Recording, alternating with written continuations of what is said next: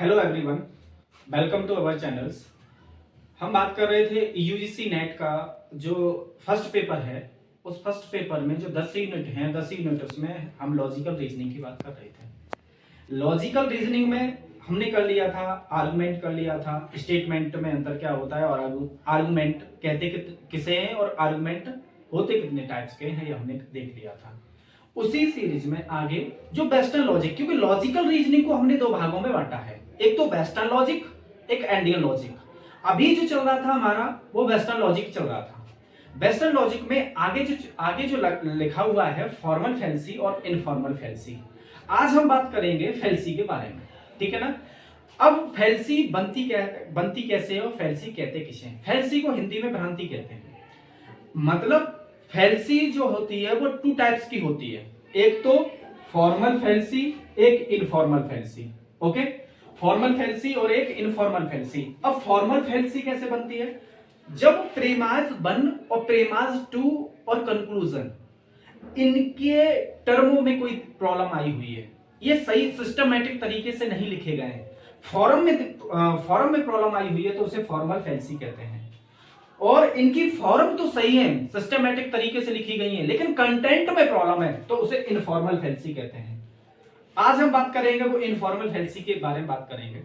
Informal fancy के types कैसे होते हैं और यूजीसी नेट एनटीए में पूछे कैसे क्वेश्चंस जाते हैं। इनफॉर्मल फैंसी से अभी जो पूछे जा रहे हैं वो इनफॉर्मल फैंसी से ज्यादा क्वेश्चंस पूछे जा रहे हैं, ठीक है ना। इनफॉर्मल फैंसी में पहला टाइप्स हम देखते हैं वो है fancy of accident. Fancy of accident, जब कोई नियम एक सामान्य पर नियम लागू होता हो लेकिन किसी स्पेसिफिक व्यक्ति पर लागू ना होता हो, उसे फैंसी ऑफ एक्सीडेंट कहते हैं। जैसे मैं उदाहरण देता हूं, जैसे और एनडीए में ये क्वेश्चन भी पूछा गया, जैसे एक व्यक्ति को, यदि एक व्यक्ति दूसरे व्यक्ति को चाकू से काटता है तो अपराध है, वो अपराधी है। क्या यही काम सेम डॉक्टर या कोई सर्जन कर रहा है, जो डॉक्टर है वो कर रहा है, तो क्या ये भी अपराध की श्रेणी में आएगा? नहीं। क्यों? क्योंकि वो स्पेसिफिक पर नियम लागू नहीं होता, इसके वो अपवाद है। इसे कहते हैं फैंसी ऑफ एक्सीडेंट। क्वेश्चन पूछा जाता है कि एक व्यक्ति दूसरे व्यक्ति को चाकू से काटता है तो वो अपराधी है, सर्जन भी यही काम करता है तो वो भी अपराधी है। इसमें कौन सी फैंसी है? इनफॉर्मल फैंसी में टाइप्स होगा फैंसी ऑफ एक्सीडेंट। मुझे लगता है समझ में आ गया होगा। हम दूसरा टाइप्स में चलते हैं, एड पॉपुलम फैंसी या बैंडवैगन फैंसी। एक और बात, इनके दूसरे नाम भी कभी कभी पूछे जाते हैं, जैसे एड पॉपुलम फैंसी, जो दूसरी टाइप्स जो लिखा हुआ है एड पॉपुलम फैंसी लिखा हुआ है, इसका सेकंड नाम पूछा जाता है बैंडवैगन फैंसी। ओके ना। अब एड पॉपुलम फैंसी क्या है? एड पॉपुलम फैंसी है, इसमें 70 से 80-90% जो भी व्यक्ति काम कर रहा है वही काम हम करना शुरू कर दें। जैसे हम दूसरे रूप में कहते हैं भेड़ चाल। जैसे सभी व्यक्ति, जैसे एनटीए में क्वेश्चन पेपर में पूछा गया पीवाईक्यू में, यदि 80 से 90% अभी स्मार्ट वॉच पहनते हैं तो हमें भी स्मार्ट वॉच पहननी चाहिए, तो कौन सी फैंसी होगी? Ad populum fallacy. Ad populum मतलब एक और अधिक, मतलब इसे अच्छे से समझने के लिए पॉपुलम का मतलब पॉपुलेशन से समझ लो, जो अधिकतम पॉपुलेशन कर रही है ना उसी काम को हम भी करने लगे तो उसे कहते हैं एड पॉपुलम। दूसरा नाम है उसका बैंडवैगन फैंसी। इसे मैं दूसरे रूप में से बैंडवैगन को बैंड के हिसाब से लेता था, जैसे कि जो शादियों में या बारातों में जब बैंड जाता है ना तो सब लोग नाच रहे हैं ना, इसलिए हम पे डांस आ रहा है ना, इसलिए हम भी डांस कर रहे हैं। इसे बैंडवैगन मतलब जो पॉपुलेशन कर रही है, अधिकतम पॉपुलेशन कर रही है उसी को देखकर काम करना, एक प्रकार का दूसरा रूप में से कह सकते हैं भेड़ चाल। उसमें कौन सी फैंसी आती है? एड पॉपुलम फैंसी या बैंडवैगन फैंसी। तीसरा टाइप है अपील टू अथॉरिटी, या सेकंड नाम है उसका आर्गुमेंटम एड वर्बोंडियम, ठीक है ना। अपील टू अथॉरिटी, देखो पहले वाले में जो एड पॉपुलम फैंसी थी, इसमें कोई भी जो काम कर रहे हैं ना वो कोई भी उसके एक्सपर्ट नहीं है, जबकि दूसरे वाले में अपील टू अथॉरिटी, जो काम कर रहे, जो व्यक्ति काम कर रहा है ना, जैसे इसका उदाहरण मैं बताता हूं आपको।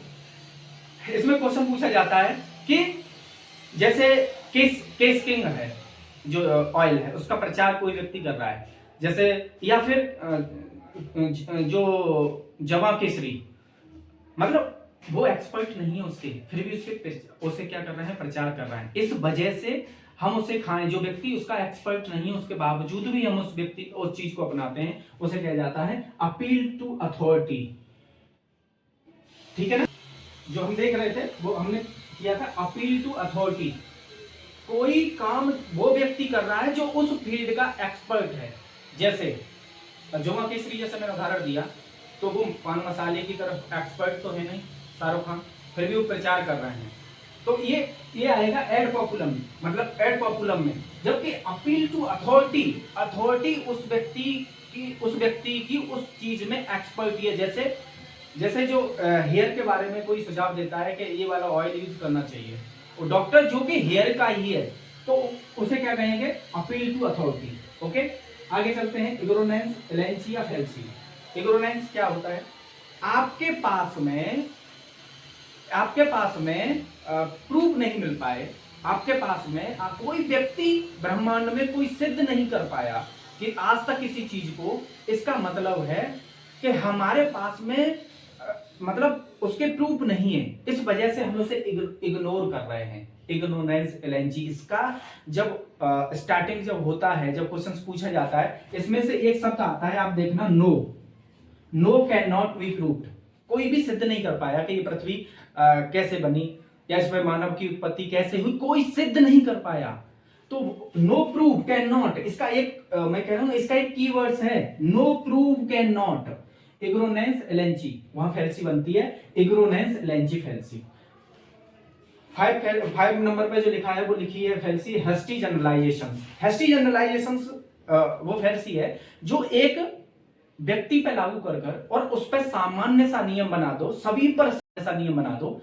एक बार मैंने जब मतलब पेपर दिया तो उसमें आया था, क्वेश्चन था कि अमेरिका के जो भी प्रोफेसर, एक जो नाम लिखा था किसी XYZ प्रोफेसर जो भी है, वो प्रोफेसर बहुत अच्छा पढ़ाता है, इसलिए हमने निष्कर्ष निकाल लिया कि सभी प्रोफेसर अच्छा पढ़ाते होंगे, अमेरिका के सभी प्रोफेसर अच्छा पढ़ाते होंगे। हेस्टी जनरलाइजेशन, हमारे पास में सभी व्यक्तियों का डाटा नहीं है, उसके बावजूद भी हम निष्कर्ष निकाल लें कि ये सभी प्रोफेसर अच्छा पढ़ाते होंगे। इसका उदाहरण और अपने इन इनफॉर्मल फैल्सी को आप अपने जो आजकल के जो एनवायरनमेंट में आसपास में जो चीजें चल रही है ना, ये बिल्कुल उसी से रिलेटेड करती है। एक आपको पता है, यदि कोई व्यक्ति यदि गलत काम करता है, इससे ये सिद्ध हो जाता है कि इसका परिवार कैसा है, इसका घर कैसा है, मतलब आप समझ रहे हैं ना, मतलब एक चीज पर, जैसे कहते हैं ना, एक मछली पूरे तालाब को, वही वाला है। हेस्टी जनरलाइजेशन का मतलब है आप एक व्यक्ति का बिहेवियर देखकर सभी को एक आप डाटा क्लियर कर दो कि हाँ ये सब व्यक्ति ऐसे होंगे, उसे कहते हैं हेस्टी जनरलाइजेशंस। मैंने बात की इनफॉर्मल फैल्सी के बारे में। इनफॉर्मल फैल्सी में मैं एक बार रिवाइज करा देता हूं। इनफॉर्मल फैल्सी में मैंने देखा था फैल्सी ऑफ एक्सीडेंट।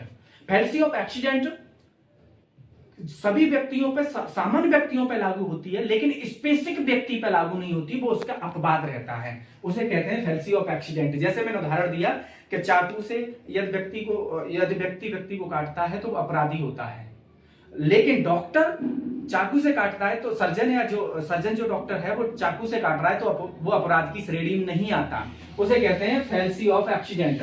दूसरी बोली थी एड पॉपुलम फैल्सी, अधिकतम पॉपुलेशन इस काम को कर रही है, जैसे स्मार्ट वॉच वाला, जैसे टूथपेस्ट वाला, कि अधिकतम व्यक्ति इस वाले XYZ स्मार्टफोन ले लीजिए या स्मार्ट वॉच ले लीजिए, इसको यूज करते हैं, इसकी वजह से हमें भी इस चीज को यूज करना चाहिए। ऐसे इसका जो उदाहरण आता है, जो एनटीए में क्वेश्चन पूछा जाता है ना, वो इसी प्रकार से पूछा जाता है। दूसरा नाम बैंड वैगन फैल्सी, मैंने उदाहरण दे दिया कि शादी में हम जा रहे हैं तो नाचना नहीं आ रहा, बैंड में नाचना नहीं आ रहा, डांस करना नहीं आ रहा है, फिर भी मतलब सब लोग कर रहे हैं ना, तो फिर हम भी उंगली ऊपर करो, इसी वजह से इसका नाम मैंने अपनी तरफ से बनाया बैंड वैगन फैल्सी। इसका सेकंड नाम है, चूंकि ये दोनों नाम से पूछी जाती है, एक तो फर्स्ट नाम से भी, एक सेकंड नाम से भी, ठीक है ना। फिर था अपील टू अथॉरिटी। इस अथॉरिटी मतलब जो काम किसी ने ये सलाह दी है, या डॉक्टर है, दांत का डॉक्टर है, या आंख का डॉक्टर है, उसे इस क्षेत्र में स्पेशलाइजेशन है, वो व्यक्ति कह रहा है कि ये काम करना चाहिए, आंखों पर मतलब स्वयं पानी से धोना चाहिए, वो उसके पास में एक्सपर्टी है, किसके, क्योंकि वो आंखों का एक्सपर्ट है। इस वजह से कोई अथॉरिटी व्यक्ति कर रहा है, जिसके पास में अथॉरिटी है, इसलिए उसे उस फैल्सी को कहा जाता है अपील टू अथॉरिटी। ठीक है ना। सेकंड नाम है आर्गुमेंटम एड वर्कुंडियम। चौथा आता है इग्नोरेंस लेंची। तुम्हारे पास में प्रूफ नहीं है, तुम्हारे पास में साक्ष्य नहीं है, इस वजह से कोई व्यक्ति प्रूफ ही नहीं कर, आजकल किसी के पास में कोई साक्ष्य ना होने की वजह से कोई चीज को प्रूफ नहीं कर पा रहा है, वहां फैल्सी बनेगी इग्नोरेंस लेंची। जैसे उसमें एक शब्द मैंने बोला ना कीवर्ड्स, उसके शब्द जब मैं पीवाईक्यू कराऊंगा ना तब आप देखना इसमें शब्द ही आता है नो।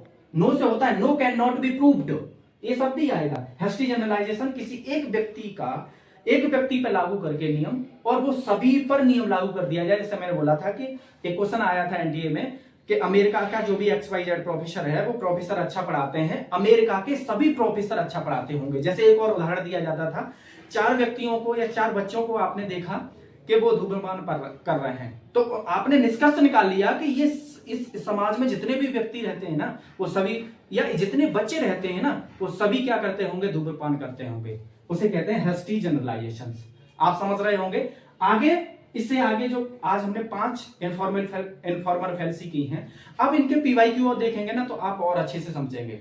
ठीक है ना।